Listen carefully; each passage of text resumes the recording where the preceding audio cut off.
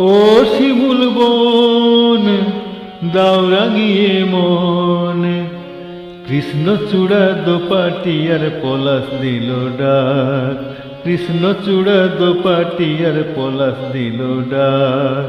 মধুর লোভে ভিড় জমালো মৌ পিয়াসী অলির ঝাঁক। ও শিমুল বন দাও রাঙিয়ে মন, কৃষ্ণচূড়া দোপাটিয়ার পলাশ দিল ডাক।